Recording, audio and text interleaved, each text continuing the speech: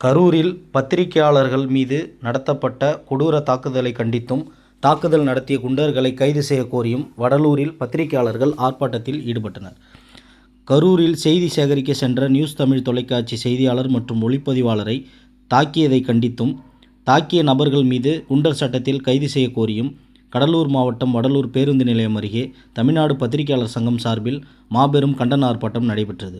ஆர்ப்பாட்டத்தில் பத்திரிகையாளர்களுக்கு பாதுகாப்பு சட்டம் இயற்ற வேண்டும் எனவும், பத்திரிகையாளர்களுக்கு பாதுகாப்பு வழங்காமல் அவர்கள் மீது பொய் வழக்கு போடுவதை கண்டித்தும், பத்திரிகையாளர்கள் தாக்கிய நபர்களை உடனடியாக கைது செய்ய கோரியும் கண்டன முழக்கங்கள் எழுப்பப்பட்டது. இந்த ஆர்ப்பாட்டத்தில் தமிழ்நாடு பத்திரிகையாளர் சங்க மாநில பொதுச் செயலாளர் ரமேஷ்குமார் மற்றும் மாநில துணை பொதுச் செயலாளர் ஆர்.கே. முருகன் கண்டன உரையாற்றினர்.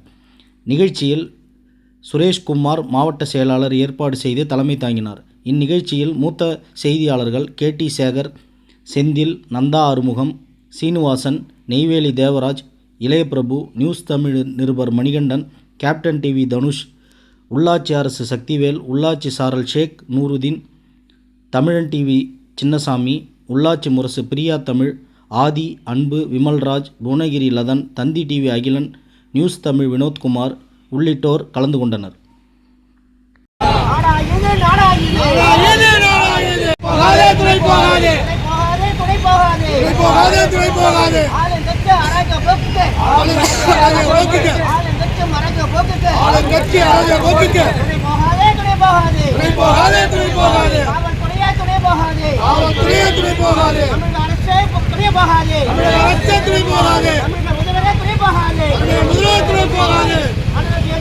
காதுக்கு கேட்கவில்லையா?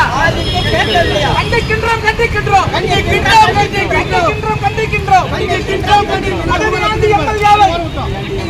கைது செய்ய சொல்லி கண்டிக்கின்றோம்.